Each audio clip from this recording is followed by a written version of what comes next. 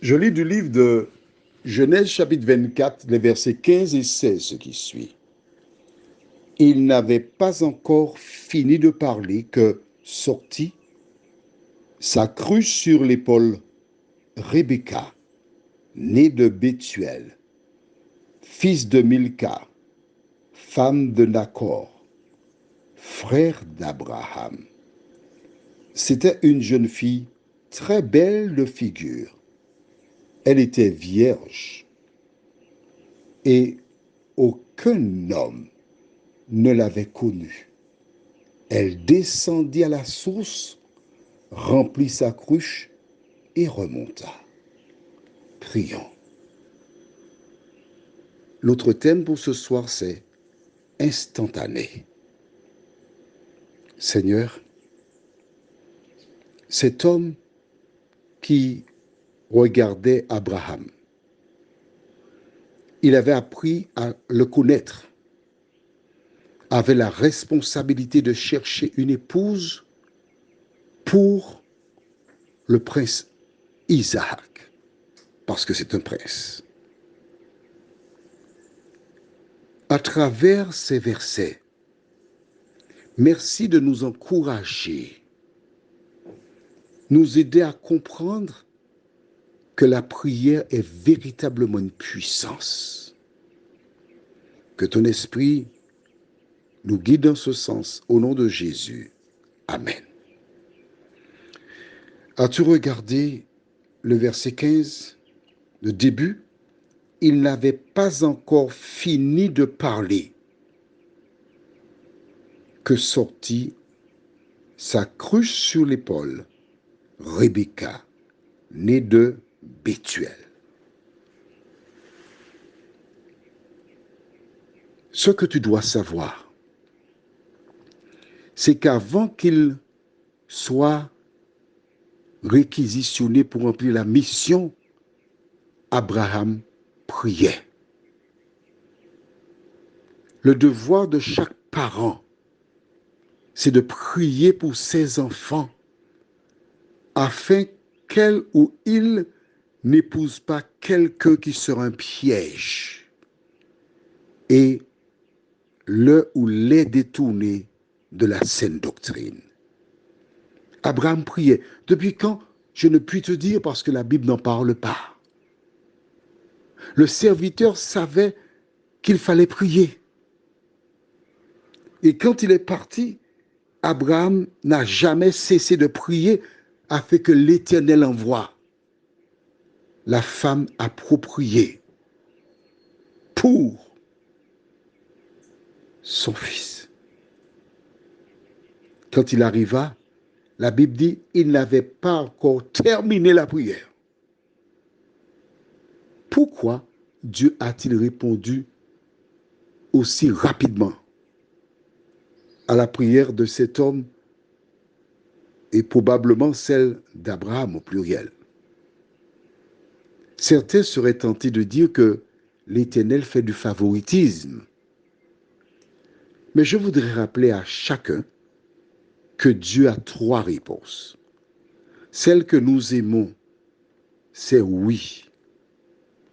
Celle que nous n'aimons pas, c'est non. Et la troisième, en son temps. Rappelle-toi, Dieu avait dit à Abraham qu'il aurait eu un fils. Il l'a eu, mais à quel âge?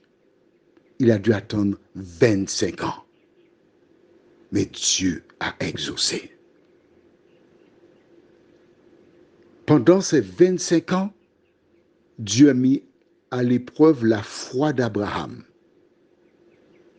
Il est vrai qu'à un moment, il a douté un peu parce qu'il a dit à Dieu qu'Ismaël vive devant toi. Mais oui, d'accord, qu'Ismaël vive. Mais Dieu lui répondit, à pareille heure, l'an prochain, Sarah aura un fils. Et sachant qu'Isaac est un fils de Dieu avant tout, il savait que Dieu donnerait en son temps la bonne personne. Mais qu'en est-il de toi et moi? Est-ce que Dieu agit toujours comme le cas de cette femme? Non. Dans l'oraison dominicale, Jésus enseigne que ta volonté soit faite. C'est Dieu qui est omniscient, qui sait ce dont tu as besoin. Il te donne quand c'est nécessaire ou lorsqu'il le faut. Cette manière d'agir à l'endroit du serviteur est-elle chose nouvelle? Prends ta Bible au livre d'Ésaïe, chapitre 65. Ésaïe 65. J'attends que tu aies trouvé. Ésaïe 65. Et nous lirons à partir du verset 24. Avant qu'il m'évoque, qu'as-tu vu là? Je répondrai. Avant qu'ils aient cessé de parler, j'exaucerai. Je relis pour toi. Ésaïe 65, verset 24. Avant qu'ils m'évoquent, je répondrai. Avant même de poser la question, il a déjà répondu. Avant qu'ils aient cessé de parler, j'exaucerai. Voici pourquoi l'Éternel a répondu aussi rapidement aux serviteurs d'Abraham.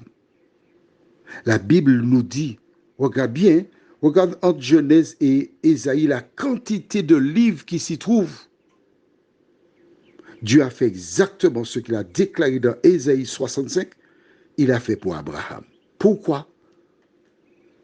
Car dans Malachie 3, verset 6, il déclare, « Je suis l'Éternel, je ne change pas. » Prions. Seigneur, quel bonheur pour ce serviteur